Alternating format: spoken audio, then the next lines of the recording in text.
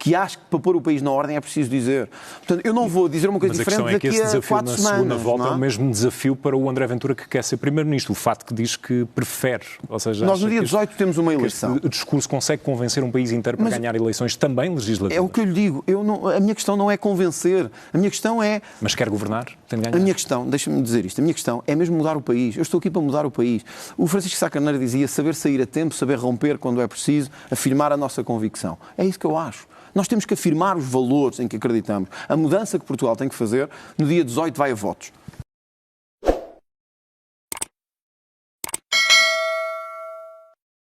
Bem-vindos. Hoje temos aqui um verdadeiro quebra-cabeças em mãos. Sem dúvida. De um lado, Portugal a preparar-se para a primeira greve geral em 12 anos.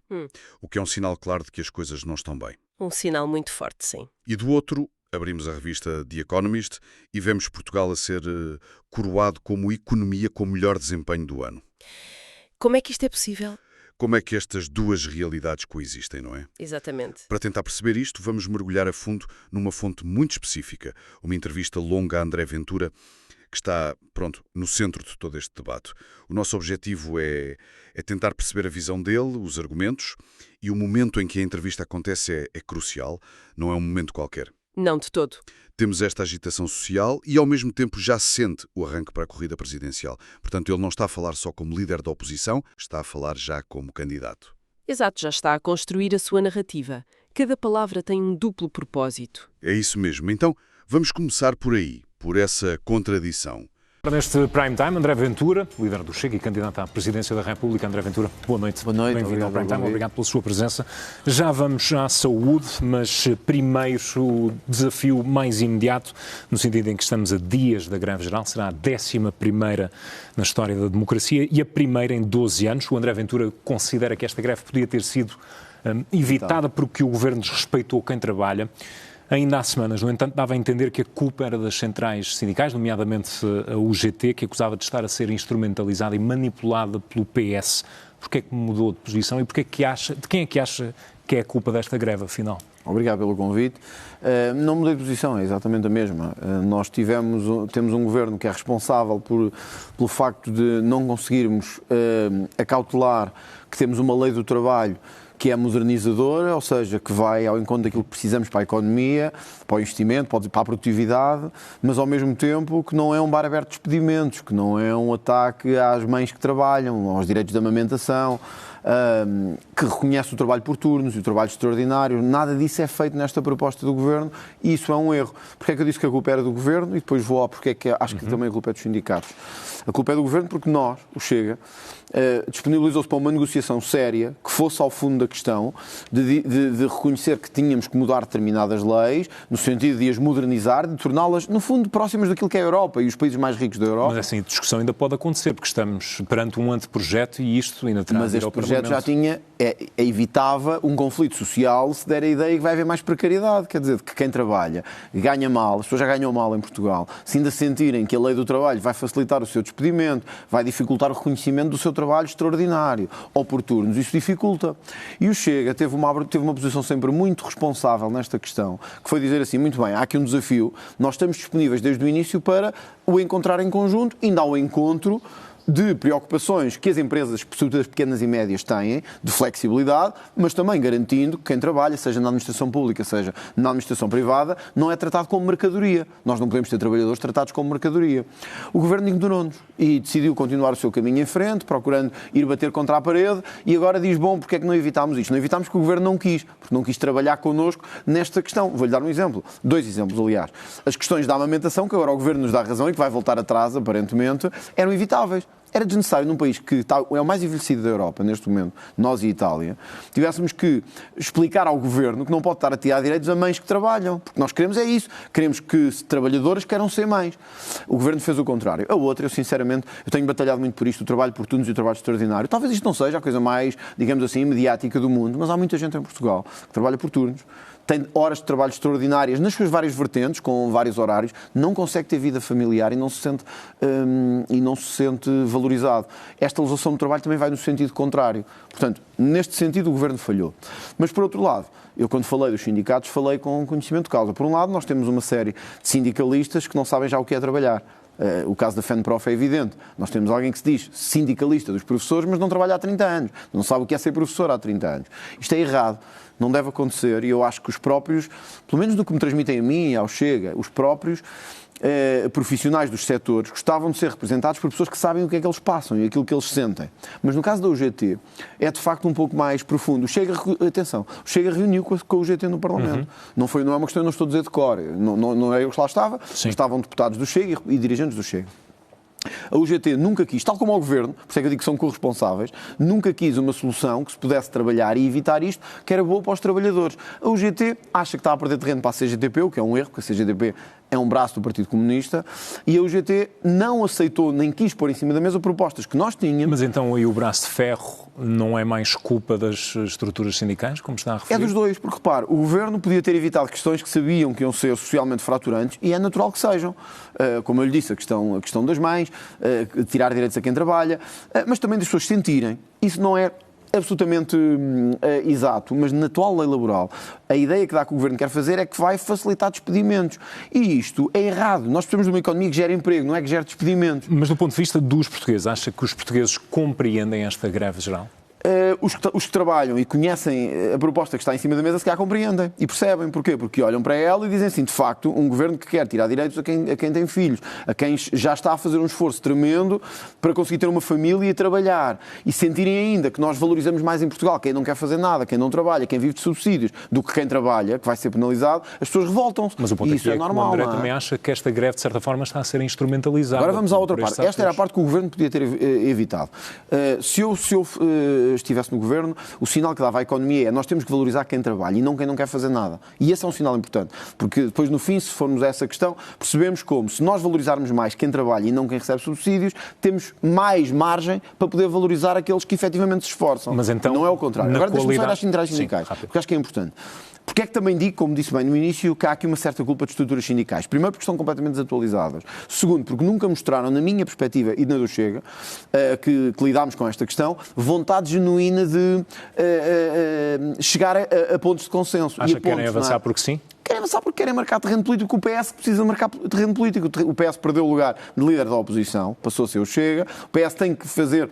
O PS ficou insignificante e irrelevante em matérias de imigração, de nacionalidade, em matérias fiscais. O PS tornou-se irrelevante nesse ponto de vista. E, portanto, quer fazer prova de vida causando ao país um prejuízo, como pode causar esta greve geral, de mais de centenas de milhões de euros. E, portanto, eu acho que isto tem aqui uma série... Deixa-me só terminar para dizer isto. Eu acho que um candidato a Presidente da República primeiro devia apelar a que isto A minha questão incidia desse ponto de vista, porque falava do ponto de vista, se fosse governo, já que estamos num ciclo para as presidenciais, porque é simultaneamente também candidato à presidência da República, se já fosse Presidente da República, como é que estaria a colaborar para conciliar o diálogo e promover esta reforma? Está de acordo com o governo na intenção do governo de reformar a lei. Eu nunca deixaria de chegar a este ponto, porque eu já teria dito ao governo que se queremos reformar a lei do trabalho, devemos fazê-lo em 3 vertentes. A vertente de criar flexibilidade às empresas para poderem concorrer juntamente com as suas congêneres europeias. Nós hoje vivemos num mercado competitivo. Temos que ter leis competitivas e não leis da União Soviética dos anos 50. 70 ou 80. Ou 70 ou 80. Não devemos fazê-lo. 2. Não devemos dar o sinal ao país de que quem trabalha é penalizado e que mais vale ficar sem trabalhar. E o Governo continua a dar esse sinal. Pessoas a receber subsídios de 900 euros e quando vão trabalhar também recebem 900 euros. O que é que mais vale? Não fazer nada. E mais vale ficar em casa a receber subsídios. Esse sinal não é dado. Terceiro, questões concretas e específicas como o banco de horas, como os despedimentos, como o número de contratos a termo certo, precariedade, etc., podiam e deviam ter sido abordadas pelo Governo de forma diferente. Nós temos que ter flexibilidade. Flexibilidade não é igual a precariedade. Então, do ponto de vista legislativo e executivo, voltando à sua posição enquanto líder da oposição, porque voltamos ao início da conversa, esta lei é um anteprojeto e volta ao Parlamento.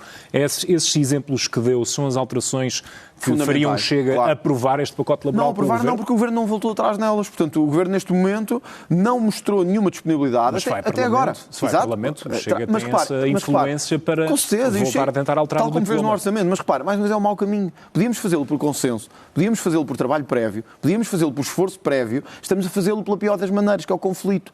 Que é chegar ao Parlamento, não passa, drama, volta para trás, novas movimentações sociais. Quando isto podia e devia ter sido feito com responsabilidade, se houvesse responsabilidade, isto tinha sido feito antes do verão, tinha sido preparado com uma larguíssima maioria sociológica e política, porque juntos, Chega e PSD têm mais de 50%. Mas se houver essa abertura agora, André, quando isto for Mas para o devia ter Parlamento. sido muito antes. Obviamente que o Chega está sempre aberto a soluções e vamos trabalhá-las. Agora, neste momento, esta é uma mala elaborada. Mas então podemos assumir que os exemplos que sinalizava é o suficiente para o Chega aprovar este pacote? O suficiente não, isto é muito grave. Quer dizer, se a pessoa pudesse ser despedida de qualquer maneira sem direitos, isto é grave, isto mostra que o Governo não está no caminho certo. Se o Governo não é capaz de dizer a uma mãe que quer trabalhar, que quer ser trabalhadora e mãe ao mesmo tempo, que os seus direitos estão salvaguardados e que vai andar a persegui-la, isto é um mau sinal, isto não é uma coisa pequena, não é uma minudência. Quer dizer, nós estamos de acordo, vou-lhe dar um exemplo, o Banco de Horas individual. O Banco de Horas individual, nas economias mais modernas, é um esforço de consenso entre patronato e trabalhadores. O trabalhador quer trabalhar mais, o patrão quer que ele trabalhe mais, a economia beneficia dos dois quererem trabalhar mais. Isto é uma coisa positiva.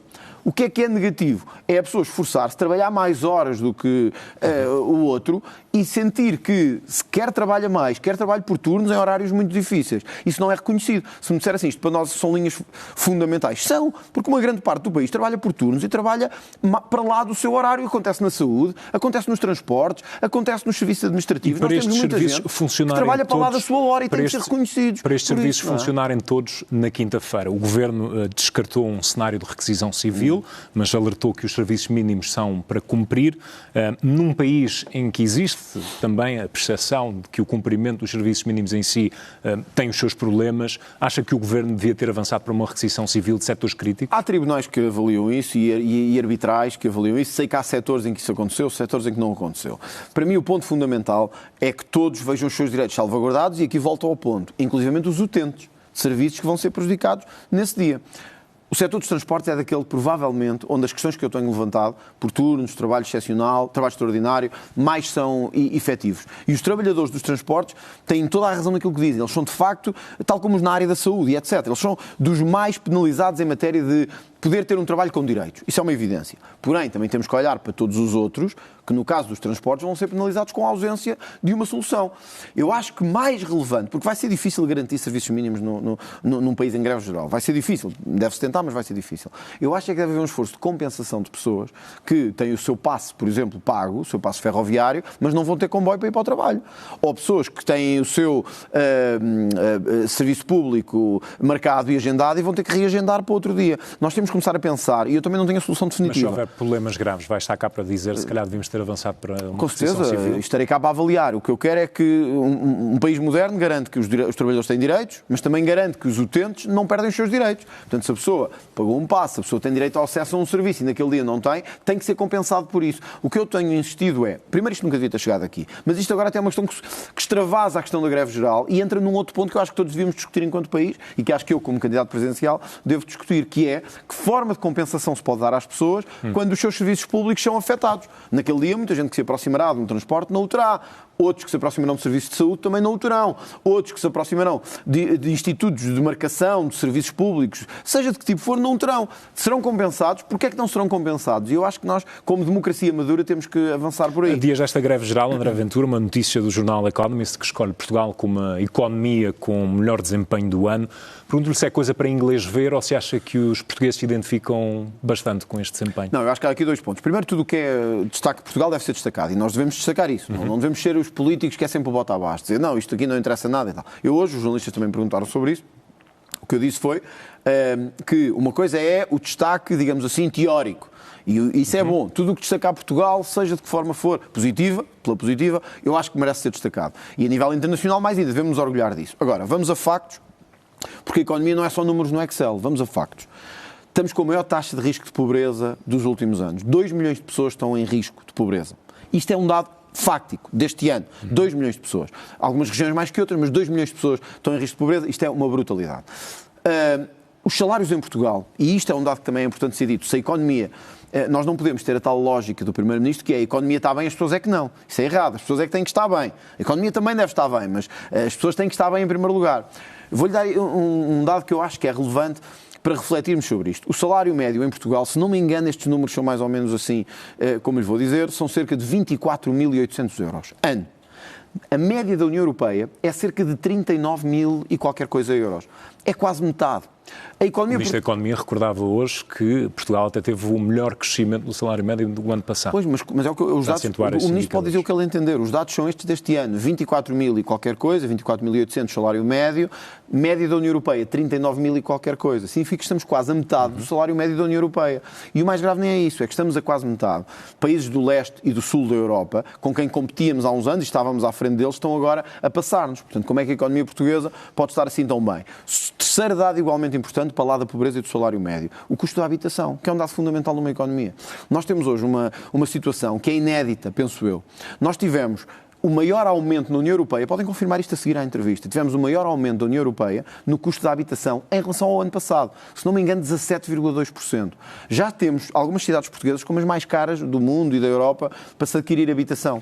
Se a economia mesmo assim não conseguiu regenerar e permitir às pessoas aceder a uma casa... E acha que a culpa é de quem? É dos estrangeiros ricos? Não, é sobretudo... repare... Isso foi bastante assinalado pela notícia do Economist. Repare, a pobreza nos 2 milhões é responsabilidade dos vários governos que temos tido, porque não têm conseguido, sobretudo ao nível dos pensionistas, que é onde esta pobreza se faz mais sentir, não têm conseguido resolver isto. Muitos dos problemas, francamente, estão nisto que eu tenho dito. Se nós tivéssemos menos subsídios e mais pensões, nós teríamos menos pobreza. E isso não tem sido feito. A questão da habitação não se resolve de um ano para o outro. Isso é uma evidência. A questão é que são os subsídios, essa pobreza aumentaria exponencialmente. Não sei se aumentaria, porque muitos não precisam desses subsídios. Muitos vivem de economia paralela e vivem de esquemas. Na verdade, a palavra é esta. E nós temos depois as pensões, que são aqueles que verdadeiramente trabalharam e precisam de uma pensão, em níveis miseráveis. A níveis miseráveis. Há pensões, a pensão mínima em Portugal é miserável. Agora, veja isto que eu lhe disse. O custo da habitação a aumentar 17,2%, pode dizer assim. Isto não é só culpa do Governo. É evidente que isto não é só culpa do Governo, porque há aqui uma sucessão de anos em que a habitação foi aumentando. Mas este Governo já está desde 2024, fez uma legislatura, caiu, fez outra. Até agora, podíamos dizer que o custo da habitação está a ficar mais acessível. Não, está a aumentar. Volto-lhe a dizer, teve o maior aumento da União Europeia. Do ano passado, que já era o Governo de Montenegro, para este. Portanto, ao fim do dia, pergunta-me assim, estes dados são de destacar. Bom, é bom sempre para a economia portuguesa, mas deixa-me dizer-lhes, as pessoas não se sentem que a economia está a melhorar, sentem-se mais pobres. Mas se os dados são a destacar, de quem é que acha que é o mérito desse desempenho? Mas é como eu digo, eu acho que aqui há pouco mérito. Nós estamos mais pobres. Nós estamos mais pobres. Não interessa nós destacarmos. Nós não nos podemos tornar uma economia espécie de coreana, que está sempre a dizer que está com os níveis todos elevadíssimos, mas as pessoas vivem na miséria e todos a querer fugir de lá. E quando o Primeiro-Ministro fala este fim de semana de querer chegar aos 1.600 euros de salário mínimo e 3.000 de salário médio, concorda com o secretário-geral do PS de que isto é mostrar uma cenoura para também tentar esvaziar a greve geral de quinta-feira? Claro que concordo com o Primeiro-Ministro que nós devemos atingir o salário médio mais elevado que pudermos, até para nos aproximarmos da média europeia. Como eu lhe digo, estamos quase a metade, e isso é gravíssimo numa economia. Mostra que não estamos a trabalhar bem, não estamos a conseguir fixar talento, não estamos a atrair talento. As duas coisas, não estamos a atrair, não estamos a fixar. Isto é gravíssimo. Agora, o Primeiro-Ministro pode dizer o que entender, mas a verdade é o Primeiro-Ministro e as coisas continuam a piorar. Quer dizer, o Primeiro-Ministro pode dizer assim, eu quero acabar com a pobreza, mas então como é que 2 milhões estão em risco de pobreza?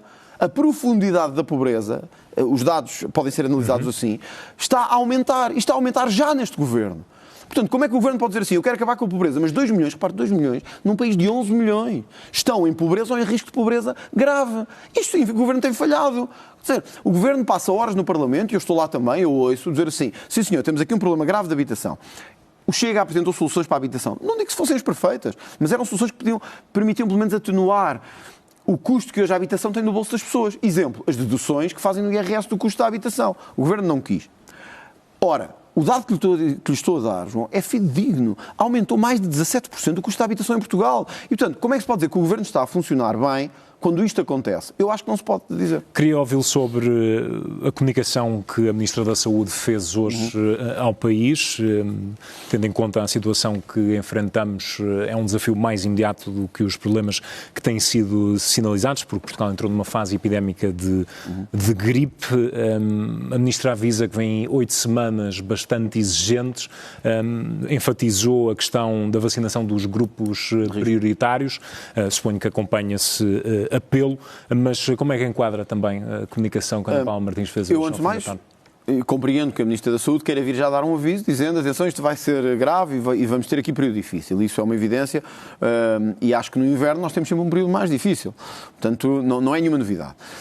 Segundo, é como é que nos preparámos para isto. A Ministra sabe, como eu também sei, que depois do verão e do outono vem o inverno, não é? Isto não é preciso ser muito... As estações sucedem-se. Sabemos que o inverno traz picos de gripe, de doenças respiratórias, do foro respiratório. Fala-se de uma estirpe normalmente violenta. Todos os anos se fala de uma estirpe qualquer, não é? Portanto, a única estirpe que há é a incompetência do Governo aqui. A única estirpe que eu conheço na saúde é a incompetência do Governo. Vou-lhe dar um exemplo. Isto foi hoje, eu trouxe aqui os dados que são de ontem. Hoje é segunda-feira, isto foi ontem, domingo. Os doentes urgentes, João, os doentes urgentes, ontem, no Amadora Sintra, demoravam 13 horas para ser atendidos. Os doentes urgentes, eu estou a falar dos doentes urgentes. No dia do debate com o Primeiro-Ministro, no dia anterior, no Amadora Sintra, estivemos 18 debate horas. Quinzenal. No debate quinzenal, 18 horas. Podemos dar as voltas que quisermos. Um governo tem que ser muito incompetente, e a Ministra da Saúde também, quando doentes urgentes demoram 15 horas ou 14 a serem atendidos. Devolveu os dados sobre a questão das urgências. Eu acho que uma redução de janeiro a outubro de 37% no número de dias de encerramento de urgências hospitalares e entre janeiro a agosto na diminuição de 16%. Eu acho que o Ministro fez uma coisa mais grave. O Ministro disse-me a mim, em resposta a mim, que, olha, Sr. Deputado André Ventura, acontece agora 15 horas, 18 horas, vai acontecer para a semana, vai acontecer para a outra e vai acontecer para a outra. João, eu não me resigno com um país que demora 18 horas a atender uma pessoa. Não me resigno. Com os impostos que pagamos, nós não podemos ter 18 horas para ser atendidos no hospital. Não podemos. E atenção, eu estou a falar de doentes urgentes. Urgentes. Portanto, se um doente urgente demora 18 horas para ser atendido, as pessoas perguntam-se como é que está a funcionar o sistema de saúde. Dir-me-ás. Bom, isto não é tudo a responsabilidade da Ministra da Saúde, é uma evidência, não é a Ministra da Saúde que tem esta Ministra da Saúde tem a total responsabilidade. Mas isto foi de uma ineficiência extrema na organização de recursos, na afetação de recursos. E há uma coisa, é verdade que o governo do Partido Socialista nos deixou no caos na saúde, isso é uma evidência. Mas quando olhamos para estes dados, e mesmo o tempo de espera para consultas na área oncológica aumentaram, o governo tinha feito disto uma bandeira, temos hoje mais tempo de espera, para além do tempo máximo permitido, aumentou cerca de 20%. 20%. Mas quando isto acontece... Dados, queria perguntar se sempre enviou convites aos seus adversários nesta corrida presidencial para debater a saúde numa instituição de saúde de referência nacional. Estava disponível para organizar a iniciativa? Eles disseram que não, todos disseram que não, penso que só um dos candidatos, mas chegou a enviar esse convite? Bom, mas eu disse publicamente, não penso que tenha que, acho que quando digo publicamente, e eles responderam, portanto eu percebi logo que não queriam fazê-lo. Ficaram à espera que lhes mandasse a mensagem. Bom, acho que isso seria um pouco... Porque se ofereceu para organizar a coisa. Acho que era um pouco... Não, eu convidei-os, eles não quiseram, portanto quero... Vamos lá ver, eu acho que estamos numa eleição presidencial. Todas as sondagens dizem que há candidatos com mais possibilidade de passar à segunda volta e que todos querem um presidente interventivo. Portanto, isso parece-me uma evidência hoje. Qual é a função, então, do presidente? É ser meramente uma jarra, um enfeite, ou é dar soluções para os problemas? A mim acusam muitas vezes, eu tenho um perfil mais executivo, na verdade quer é líder da oposição, quer ser primeiro-ministro e tal, mas eu fiz nestas eleições presidenciais uma coisa que foi, muito bem, meus senhores, nós temos aqui, numa eleição presidencial, estamos os 4, digamos assim, mais 3, mas estamos os 4 à frente, temos uma responsabilidade, dar soluções para a saúde. Disponibilizar-me um debate só sobre saúde. Podia ser aqui, podia ser numa instituição de saúde, num sítio qualquer. Estava disponível para isso. Só que o que eu acho, o que eu desconfio mesmo, é que os meus adversários principais não percebem quase nada de saúde. O Primeiro-Ministro também não percebe. Mas mesmo os meus adversários também percebem pouco. Porque senti que ninguém quis nem debater a saúde, nem perceber o problema da saúde. Eu acho isto. Então, José Seguro, acho que lhe entregou todo um roteiro para reformar a saúde. Era uma conversa de chacha, era de 3 folhas de conversa de chacha, que lhe vou dizer o que era. Agregar vontades, juntar sinergias, fazer as energias do país mexer. Sabe o que é isto, João? Isto é a conversa de chacha de 50 anos. Nós temos que começar a tomar decisões importantes na área da saúde. Sabe qual é a primeira? Acabar com estruturas que não interessam. A direção executiva do SNS é uma treta. Desculpa usar a expressão. Não serve para nada. Serve para pagar salários, serve para continuar a desviar recursos, não serve para nada. Nós temos que dar prioridade no Serviço Nacional de Saúde aos portugueses e a quem cá reside e a quem cá o paga. Temos que cobrar as dívidas de quem vem de fora e não paga o SNS. Temos que dar estímulos aos médicos, aos enfermeiros e aos auxiliares, que muitas vezes esquecemos isso, os que trabalham na saúde nos escalões mais abaixo, através de incentivos a permanecerem e a não irem para o privado. Tudo isto é para ser discutido. Conversa de chacha, francamente, agregar vontade, juntar, sentarmos todos e pormos cravos na mão e dizermos assim, estamos juntos pelo abril do SNS, isto não resolve o problema a ninguém. Eu quero resolver problemas. Se os meus adversários, sobretudo estes, só dizer isto, se os meus adversários estiverem disponíveis, os 3 ou os 4, ou todos, para um debate sobre saúde, eu estou disponível. Se eles não quiserem... Agora é o momento perfeito, quer dizer, há um ciclo de debates bastante prolongado, ainda vamos a meio do ciclo de debates. Eu também sei que este modelo de debates não potencia... Não, eu não estou a discordar do modelo, eu estou a dizer é que este modelo de debates não potencia uma discussão alargada sobre um único tema, porque temos 30 minutos para discutir todos os temas. O que eu quis foi termos um dia para discutir saúde. pararmos para pensar sobre a saúde em Portugal. Eu acho que os portugueses mereciam isso. A caminho destas presidenciais, e já vamos, porque também tocou no tema há pouco, ficámos também a saber que vai mesmo ter de responder em tribunal pelos seus cartazes sobre o Bangladesh e a comunidade cigana, isto depois do Parlamento ter autorizado o levantamento da sua imunidade de parlamentares, o que também acedeu, é acusado de discriminação e incitamento ao ódio. Se o tribunal decretar, retira os cartazes? Primeiro, deixa-me dizer isto. Primeiro, não foi um levantamento de imunidade, porque é um processo cível e não um processo de crime, portanto, eu não tive a imunidade levantada, mas isso é indiferente. Eu disse, tem outro por causa de Pinto Moreira, por causa do Pinto Moreira, também já acusa de difamação. Eu tive sempre a regra de que os deputados, os políticos, não se devem refugiar na imunidade parlamentar. Não devem. Eu mal recebi a notificação do Tribunal para ir, comuniquei à transparência a dizer eu quero ir. Porque eu gosto de dar a cara, eu sou de dar a cara, de não me refugiar nem de ter proteções de nenhum tipo. Sou um cidadão como aos outros, vou lá responder como aos outros. O que é que eu acho que é negativo aqui? Não é o Tribunal fez o seu trabalho. Recebeu este processo das associações ciganas, teve que me chamar. É a politização da coisa, repare. Um processo que não tem nada a ver com isto, é um processo de tutela de personalidade. É usado para cartazes de natureza política, sabendo que o processo é urgente, que é um processo que vai correr rápido e que isto ia calhar mesmo no meio das eleições e da campanha. Não é? É o caráter potencialmente discriminatório dessa mensagem. Sim, política. Mas a tutela de personalidade é para pessoas singulares, não é para os ciganos sentirem-se ofendidos em geral.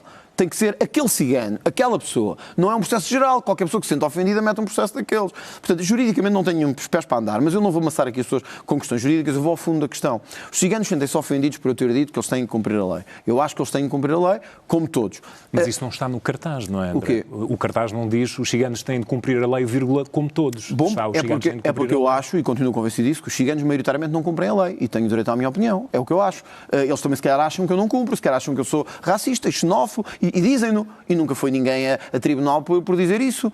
Todos os dias me chamam racista, xenófobo, por dizer que os ciganos têm que cumprir a lei, têm que trabalhar. Mas, bom, é a minha opinião. Nós vivemos numa democracia. Uma democracia deve ter espaço para todos. Mas sabe que também a liberdade de opinião, por vezes, pode interferir com a liberdade de terceiros no momento em que passa a insulto a terceiros. Mas eu acho que isto não é o Bangladesh mesmo. Acho que isto é fáctico. Nós vivemos em Portugal, nós estamos no Bangladesh e acho que os ciganos têm... Mas aí, porque é que em vez disto não é o Bangladesh, por usar outra expressão sua que costuma usar, porque é que não pôs isto não é uma bandalheira?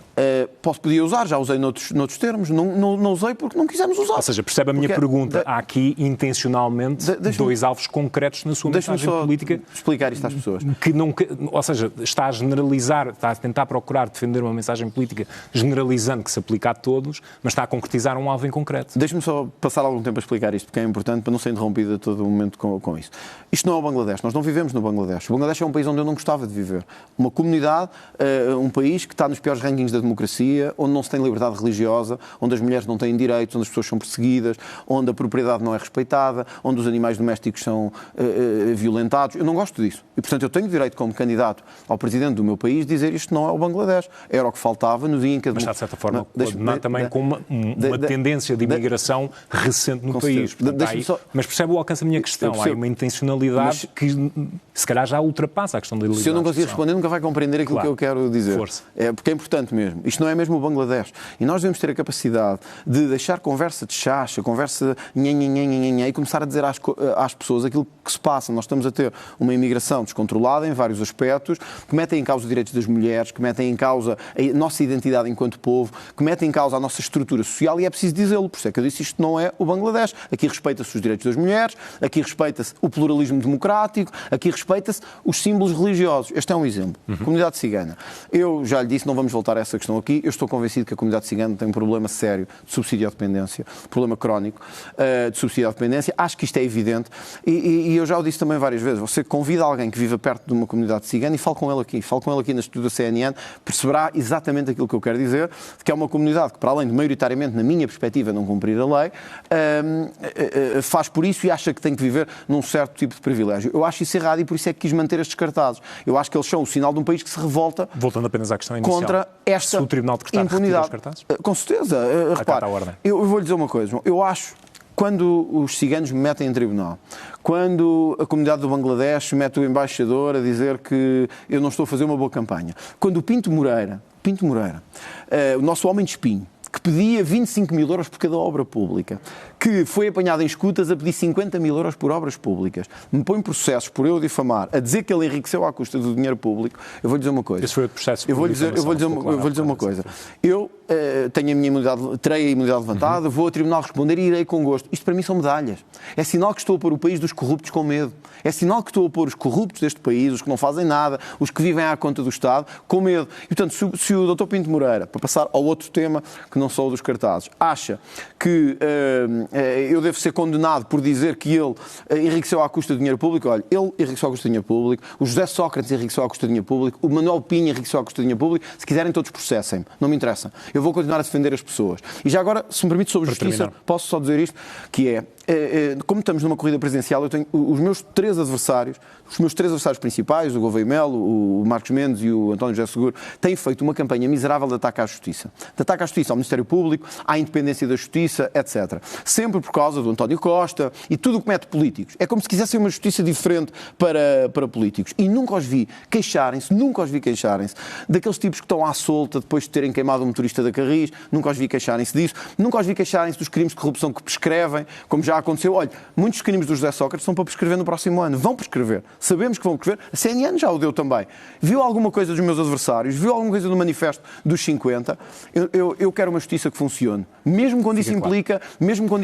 Deixe-me entrar aqui nas presidenciais, uma mudança forte. Eu quero uma justiça que funcione. Eu prefiro um país em que os corruptos tenham medo do que um país em que a justiça tenha medo de atuar. André, as sondagens dão boas hipóteses de aceder à segunda volta, mas eu queria perguntar-lhe que André Ventura veríamos na segunda volta, o mesmo que temos visto nos debates, com um discurso talvez mais extremado e aceso, ou alguém que atenua depois o discurso para tentar convencer o resto do país? Quando eu entrei nesta campanha, muita gente me disse assim, na campanha presidencial temos que amenizar um bocado, temos que moderar um bocado, e todos viram, o país todo viu.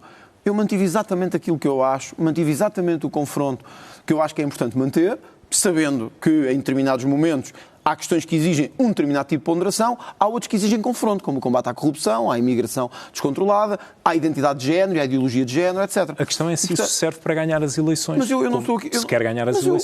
Mas eu não sou um político que estou aqui por causa de ganhar eleições, eu estou aqui por causas e por valores. Eu quero mudar o país, eu não estou aqui para ganhar votos, eu estou aqui para convencer o país de que é importante ter uma transformação. As sondagens dão-me em primeiro lugar, algumas, outras em segundo lugar, mas é preciso não esquecer que há uns meses atrás estava em quarto, em quinto, e outras nem sequer me punham nessa equação. Significa que as pessoas sentiram o abanão e acham que é preciso uma mudança no perfil do Presidente, porque ninguém acha, francamente, que eu vou ser um Presidente igual a Marcelo Rebelo de Sousa. Ninguém acha que eu serei um Presidente igual a Gouveia Melo, ou mesmo a Marcos Mendes. E aí não serei de certeza com as negociatas todas que tem, enfim, e com o tipo de proximidades que tem. Mas também não serei um Presidente como Gouveia Melo, um Presidente um bocado para enfeitar, francamente, que quer agradar a uns e a outros, que diz uma coisa à esquerda e outra à direita, tanto diz que é preciso mais autoridade como mais imigração, tanto diz que é preciso mais segurança como não podemos ter demasiada vigilância, ou seja, tentar agradar a todos. As pessoas sabem que eu não serei assim. Portanto, quando as pessoas forem votar no dia 18 de janeiro, desculpe-me a franqueza, se há candidato em que ninguém vai ao engano, é no André Ventura. Quem for votar no André Ventura sabem quem é que vai votar, não é? Ninguém vai votar. É se o André Ventura tem capacidade para ganhar as eleições. Ou se isto são os limites do seu discurso. Se eu não tenho, o que direi dos meus adversários, que estão atrás de mim. Quer dizer, há pessoas que dizem assim, o André Ventura não... Mas as sondagens na segunda volta, comparativamente com os outros candidatos... Mas a segunda volta é outra eleição. Nós teremos tempo nós agora estamos na primeira volta. Daí a questão do discurso, como é que consegue convencer o resto do país, para lá do país chega que vota André Ventura e que vale 1,3 milhões de votos, mais do que isso de acordo com as últimas eleições legislativas, mas isso não é suficiente para ganhar eleições. Com certeza, eu terei que fazer um esforço. Daí a questão se eu percebo perfeitamente. Haverá um André Ventura diferente na segunda volta. Não há André Venturas diferentes. O André Ventura será este que está aqui a dizer-lhe isto, que quer ser firme no combate à corrupção, que quer defender as famílias, que quer defender a autoridade e a ordem. Olha, ainda hoje, só para lhe dar este pequeno exemplo, ainda hoje, fui a Évora, numa visita à comunidade em Évora e às pessoas e aos comerciantes, e sabe o que é que eu disse? Em relação ao assalto que houve ontem no Vasco da Gama, eu disse assim, deviam levar mais umas bufetadas. Disse assim, os assaltantes que ontem fizeram aquilo. O assaltante no Vasco da Gama foi pena não ter levado mais bufetadas. Houve pessoas logo que me disseram, inclusive da minha equipa, como é que um candidato presidencial diz uma coisa destas? João, eu digo o que tiver que dizer, que acho que para pôr o país na ordem é preciso dizer. Portanto, eu não vou dizer uma coisa diferente daqui a 4 semanas. Mas a questão é que esse desafio na segunda volta é o mesmo desafio para o André Ventura que quer ser primeiro-ministro. O fato que diz que prefere. Ou seja, nós no dia 18 temos uma eleição. O discurso consegue convencer um país inteiro para ganhar eleições também legislativas. É o que eu lhe digo. A minha questão não é convencer. A minha questão é... Mas quer governar? Tem de ganhar. A minha questão, deixa-me dizer isto, a minha questão é mesmo mudar o país. Eu estou aqui para mudar o país. O Francisco Sá Carneiro dizia saber sair a tempo, saber romper quando é preciso, afirmar a nossa convicção. É isso que eu acho. Nós temos que afirmar os valores em que acreditamos. A mudança que Portugal tem que fazer, no dia 18 vai a votos. Há uma série de candidatos com ideias diferentes sobre justiça, segurança, economia, emprego. Eu estou à frente, aparentemente, ou noutras estou em segundo, portanto há boas hipóteses de, numa segunda volta, termos este modelo de país para discutir. Só que o que me está a perguntar é, se na segunda volta eu vou pôr aquela posse de jarra que não serve para nada e vou começar a dizer o que toda a gente quer ouvir, à esquerda, à direita, à extrema-esquerda, não. Eu vou continuar a dizer isto. Os imigrantes que vêm para cá têm que cumprir regras. Quem comete crimes e vem para Portugal tem que ser expulso. Vou continuar a dizer que coisas, como aquelas que vimos agora em Oeiras, de estar a dar conteúdos transgénero a miúdos de 18 anos é errado. E não devíamos dar, nisso, não é? Uma espécie de autossabotagem no sentido em que quer apenas mobilizar o seu eleitorado do Chega, porque na realidade quer ser Primeiro-Ministro e não quer ser Presidente da República. Repare, eu compreendo tudo. Quando eu estava atrás diziam que eu nunca ia para a frente. Agora que estou à frente dizem que eu não quero estar à frente, quero ir para trás. Eu não estou mesmo preocupado com isso. Eu vou nestas eleições com a convicção que tenho de um partido inteiro que me apoia, mas que para lá das fronteiras do partido, muita gente que eu tenho encontrado, ainda hoje em Évora encontrei 2 pensionistas que me disseram, votei PS a minha vida toda. Agora nas presidenciais vou votar em si. Porque este país precisa de ordem. E alguns até me disseram assim, não era 3 Salazares, precisávamos de 5 Salazares para pôr o país na ordem. E olha, deixa-me só dizer isto. E eu disse-lhe, sabe uma coisa? Basta votar em mim no dia 18 para pôr este país na ordem. E é isso que eu acho que as pessoas vão fazer quando forem votar. Querem este perfil de presidente ou não querem? Não há ninguém que vá votar por engano. Quem quiser uma jarra de enfeitar, tem os outros 3 adversários. Tem defendido que é mais fácil transformar o país pela via presidencial do que através das legislativas, mas está numa situação única em relação aos outros candidatos, porque é simultaneamente líder da oposição e candidato à presidência da República, que são 2 cargos radicalmente distintos e com funções muito distintas. Daí questioná-lo, se for eleito, terá a equidistância exigida pelo cargo de Presidente para tratar o Chega como um partido igual aos outros e não beneficial, seja de que forma for, seja para avançar os interesses do partido, seja para avançar os seus próprios projetos pessoais em concertação com o partido? Nunca tive toda a minha vida política... Porque assumo que quer mais poderes para o Presidente. Toda a minha vida política fui capaz de, olha, mais uma vez como dizia Sá Carneiro, pôr o país em primeiro e o partido só a seguir a isso. O país em primeiro lugar. Mesmo os dirigentes do Chega, os militantes do Chega, sabem que o nosso foco e o meu foco é Portugal. Eu nunca disse que não dava posse a ministros socialistas, como os meus adversários têm dito que não dão posse a ministros do Chega, nem ao primeiro-ministro André Ventura. Tenho adversários que dizem que nunca darão posse a um governo do Chega, mesmo que o Chega ganhe as eleições. Eu não sou assim. Eu tenho mesmo um sentido democrático. Eu, como lhe disse, eu acho que até foi assim que eu lhe disse isto uma vez aqui, eu discordo da maior parte do jornalismo que se faz em Portugal. Acho que temos mau jornalismo. Não me tem dito só a mim. Parte. Não tenho, porque é mesmo o que eu penso, portanto posso dizer. Mas estou aqui convidado por si, que mostra pluralismo e abertura.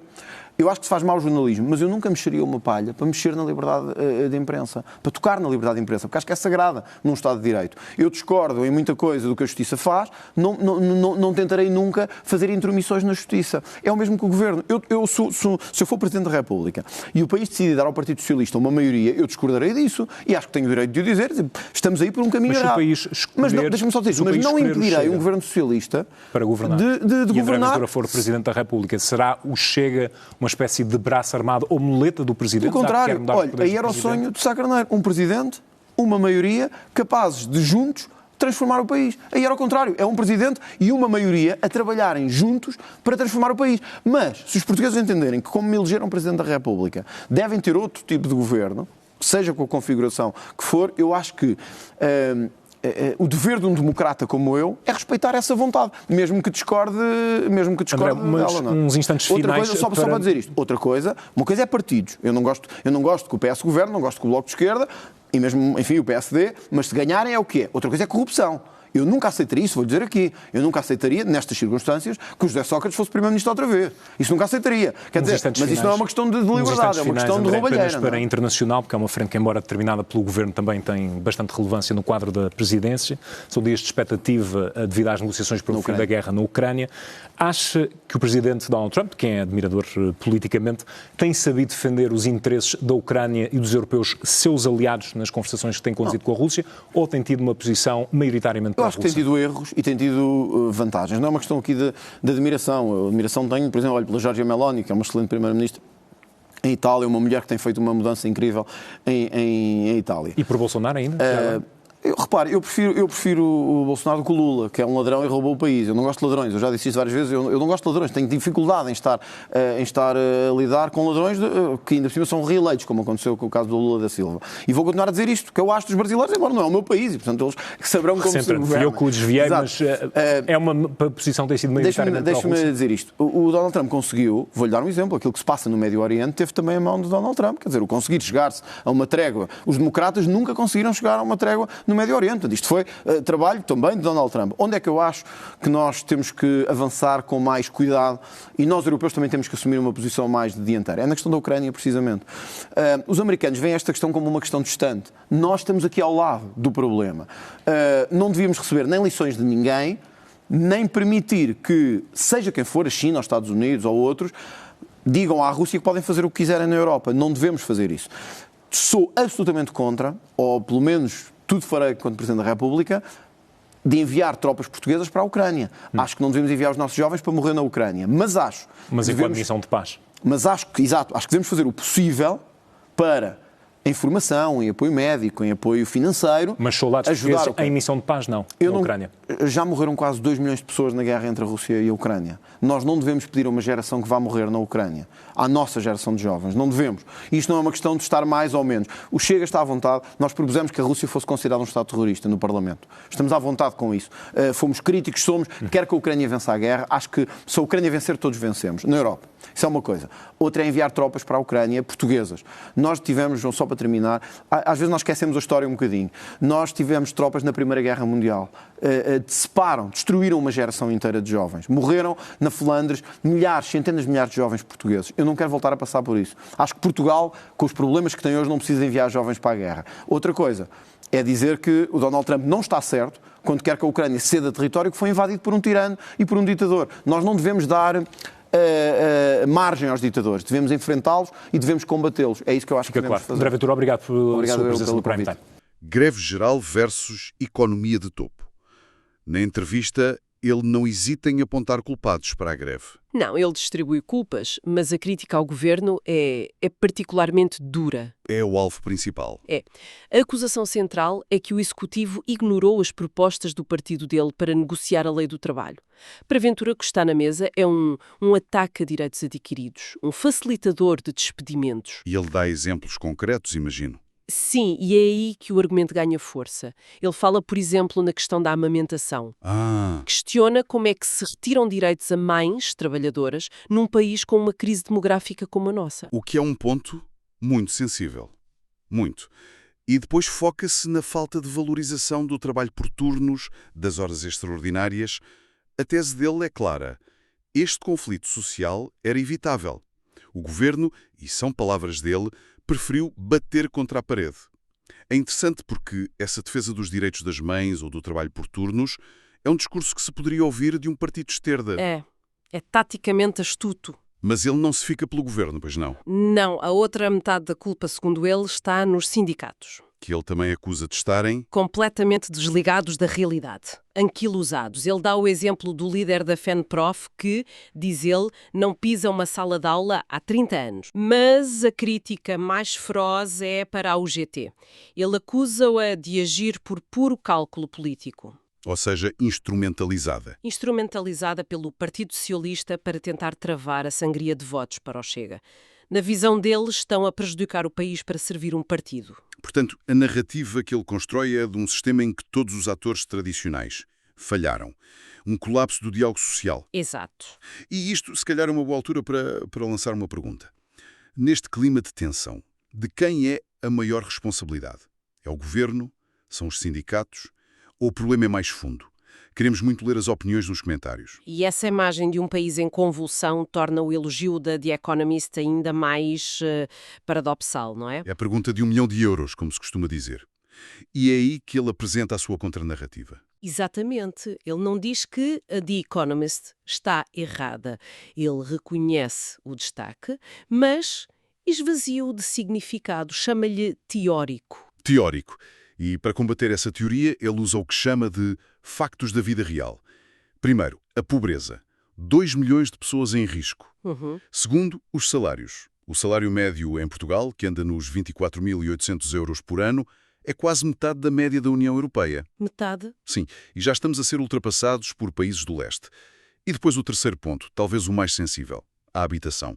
Ah, claro. Portugal teve o maior aumento do custo da habitação na UE, 17,2%, com Lisboa e Porto entre as cidades mais caras do mundo. É a tal dicotomia da economia das manchetes contra a economia do supermercado. É precisamente essa a estratégia dele, explorar o fosso entre a percepção e a estatística. A conclusão é demolidora. As pessoas sentem-se mais pobres. E ponto final. A frase que ele usa, a citar o primeiro-ministro, resume tudo. A economia pode estar ótima, mas as pessoas é que não. E este padrão de crítica, esta ideia de uma gestão que produz bons números, mas maus resultados, ele aplica noutras áreas, certo? A transição para a saúde é quase imediata na entrevista. É imediata. Ele pega nesse sentimento de frustração e mostra que se repete. Na saúde, ele ridiculariza o aviso da ministra sobre a gripe. Sim. Diz que a única estirpe perigosa é a da incompetência do governo. E, mais uma vez, os exemplos chocantes. Como quais? Tempos de espera de 13 a 18 horas para doentes com pulseira amarela, ou seja, urgentes, no Amadora Sintra. 18 horas? Sem números que transformam uma crise numa imagem muito concreta de abandono. E aproveita para atacar os adversários presidenciais que diz que não percebem nada de saúde. E claro, é impossível falar de André Ventura sem falar das polémicas. A entrevista vai a esses temas mais fraturantes. Os cartazes sobre a comunidade cigana, a referência ao Bangladesh. Sim, e a forma como ele aborda isto é talvez o mais revelador da sua estratégia. Quando lhe perguntam sobre os processos em tribunal, ele não se defende. Não. Pelo contrário, diz que encara esses processos como medalhas. Medalhas. É uma espécie de jiu-jitsu político. Ele usa a força do ataque para se fortalecer. Exatamente. Para a base dele, cada processo é a confirmação de que ele está a incomodar as pessoas certas. E sobre o conteúdo, ele não recua 1 milímetro. Mantém tudo o que disse. A Cigana reitera que existe um problema crónico de subsídio-dependência. Sobre o Bangladesh, enquadra com uma crítica à imigração descontrolada. O que nos coloca perante uma questão fundamental, que vai muito além dele. Onde é que se traça a linha entre a crítica política e o discurso que pode ser visto como discriminatório? É um dos debates mais complexos das democracias hoje em dia. Sem dúvida. E sobre isto também gostaríamos de saber o que pensam. Este tipo de discurso é liberdade de expressão legítima ou ultrapassa linhas vermelhas? Deixem a vossa opinião. E já agora, se esta análise está a ser útil, considerem subscrever para não perderem as próximas. E tudo isto, este estilo, esta recusa em pedir desculpa, leva à questão seguinte. Que tipo de presidente é que ele quer ser? A resposta que ele dá na entrevista é inequívoca. Completamente. Ele rejeita a ideia de moderar o discurso, repele a imagem do presidente como uma jarra decorativa. Uma jarra? Sim. E dá um exemplo muito gráfico, quando comentou um assalto e disse que o assaltante devia ter levado mais umas bufetadas. A mensagem é: não vai haver um Ventura para a primeira volta e outro para a segunda. O que levanta outra questão. Uma eleição presidencial normalmente ganha-se ao centro. Esta abordagem serve para ganhar? Ou o objetivo é outro? Consolidar a base, talvez? É a aposta de tudo ou nada dele. O objetivo, diz ele, não é só ganhar votos, é mudar o país. E essa mudança passa por onde? Pelo combate frontal à corrupção, defesa da família e da ordem. Mas ele garante que respeitará a democracia. Diz que daria posse a um governo socialista. O mundo dele é igualmente clara. Sobre Donald Trump, por exemplo, ele reconhece-lhe méritos, como a trégua no Médio Oriente, mas também aponta erros. E sobre a Ucrânia? A posição dele aí é bastante vincada. Muito. Ele traça uma linha vermelha absoluta: não enviar tropas portuguesas para combate. Evoca o trauma da Primeira Guerra Mundial. Diz que não vai sacrificar vidas portuguesas. Defende apoio financeiro, logístico, tudo, menos soldados no terreno. É uma posição que apela a um sentimento nacionalista muito forte. E quando a outras figuras internacionais, as preferências são... Claríssimas. Admira Giorgia Meloni e no Brasil prefere Jair Bolsonaro a Lula da Silva, a quem chama diretamente de ladrão. Portanto, o que emerge é uma visão política externa que combina um forte nacionalismo com alianças ideológicas muito definidas, com a direita conservadora. Exatamente. Seria, no mínimo, uma mudança de paradigma muito significativa para a diplomacia portuguesa, que sempre se pautou pela moderação. Então, para arrumar as ideias, a análise a esta entrevista revela uma narrativa muito bem construída, muito consistente. Sem dúvida. A de um país que brilha nas estatísticas, mas que está a falhar às pessoas no essencial: salários, casa, saúde. E a culpa, nesta história, é de uma elite política e de estruturas que ele considera incompetentes ou corruptas. E a estratégia política que nasce daí é de se posicionar como catalisador dessa revolta. Ele não foge das polémicas, ele procura-as. A controvérsia não é um acidente, é o motor da sua afirmação. O que nos deixa com um pensamento final para reflexão. Num país onde a percepção do dia-a-dia e os indicadores económicos parecem viver em universos paralelos, o que é que tem mais força para moldar o futuro? A promessa de respostas diretas, de ordem, de uma liderança forte? Ou a complexidade do diálogo, da negociação, um caminho que é por natureza mais lento e menos espetacular. É a tensão fundamental que define a política hoje em dia. A conversa, como sempre, não termina aqui. Continua nos comentários. Partilhem as vossas reflexões e, se gostam deste tipo de mergulho a fundo, subscrevam. Até breve.